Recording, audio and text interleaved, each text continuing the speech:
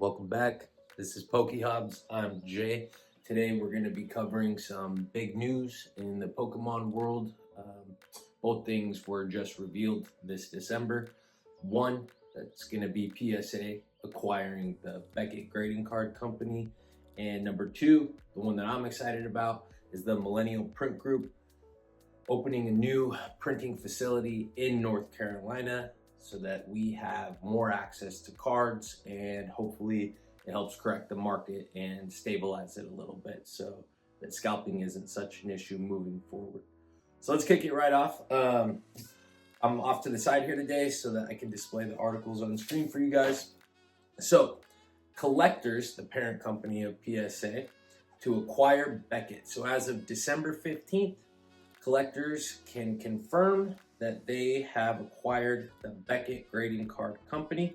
I'm just going to kind of skim the article. Feel free to read it, but let's just kind of browse through.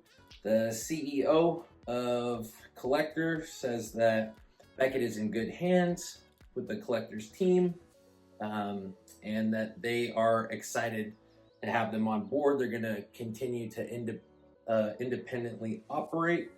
PSA and Beckett orders will continue to be processed normally. And a big one that I'm sure a lot of people are concerned about is the pricing structure. So they're saying as of right now, there will be no change in pricing to the Beckett Grading Card Company. So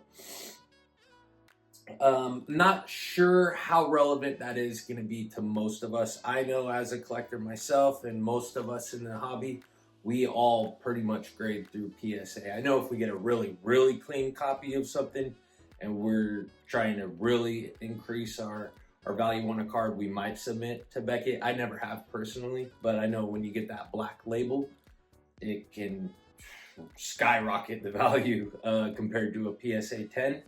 So they're saying that it's going to continue to operate the same. We'll see about that. I want to cover next the November 2025 grading recap. So this right here is going to cover all the cards graded in November by multiple grading card companies. So PSA did over 1.6 million graded cards last month alone. CGC came in second, doing about 1/5 of that, a little over 425,000 cards. And then we have Beckett. So Beckett did 74,000 cards in November, already extremely minute in comparison to PSA. So again, I'm not sure how much this news really affects most of us. And then one thing I wanted to cover. So SGC was acquired by PSA back in 2024, and I Googled it. So right now they're doing about 30 to 35,000 grades a month. So when I Googled it, it said that they have seen a 70% decline in submissions year over year. So kind of looks like the Collectors, the parent company of PSA, is slowly just killing off the company. That might happen to Beckett as well. I know they're saying nothing's going to change, but based on what they did to the company SGC, I don't know if we can take their word for it or not. Again, I submit my cards through PSA. I know most of you guys do too, so not sure just how relevant this is to all of us. Now let's get into the fun one. Pokemon's Millennium Print Group signs largest U.S. manufacturing lease of 2025. While developers have not publicly named the tenant, we can confirm it is Millennium Print Group, the North Carolina-based manufacturing company acquired by the Pokemon Company International in 2022. They currently print Pokemon cards and other trading card games at multiple facilities in North Carolina and in the Netherlands. So this new warehouse is also in North Carolina. They already print there, but it's a new warehouse. I guess 400,000 feet of it, or I'm sorry, 400,000 square feet of it is currently ready to have equipment moved into so they can begin printing. And then they're building an additional 866,000 square foot facility on the campus. It's saying here that construction will be completed by 2027. Great news. As a collector and a sealed investor, I'm super excited about this. It doesn't say when in 2027.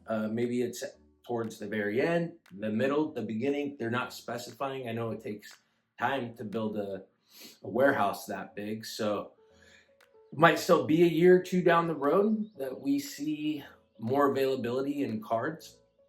Now, Pokemon is genius. They're king when it comes to these franchises. They have the highest selling franchise of all time. It beats Star Wars, Marvel, Hello Kitty. They have over $100 billion in lifetime sales. So they're beating out everyone. So if they're building a major new facility to print Pokemon cards, there's a reason for it. The Pokemon company is coming up on its 30th anniversary. Huge. So it's been successful for multiple decades now. It's not going anywhere. It's seen a huge rise in popularity back in 2020 when Logan Paul kind of revived the whole thing by ripping open the base set. And then again last year with the release of Surging Sparks, we just saw a huge uptick in demand for a Pokemon product. And since then, it's been extremely hard to get in the wild at MSRP.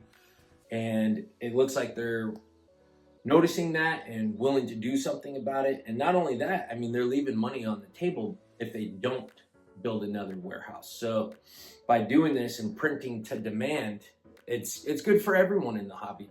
It's unfortunate that it'll be a year or two before we see more availability on cards sitting on store shelves, but it is coming. So it's always darkest before the dawn, and this is great news for anybody.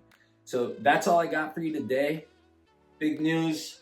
Really excited about the new warehouse, and stay tuned. I'll be dropping another video in 2 days going over all the different packs that I plan to rip for Christmas. That should be a fun little video, and until next time, take care.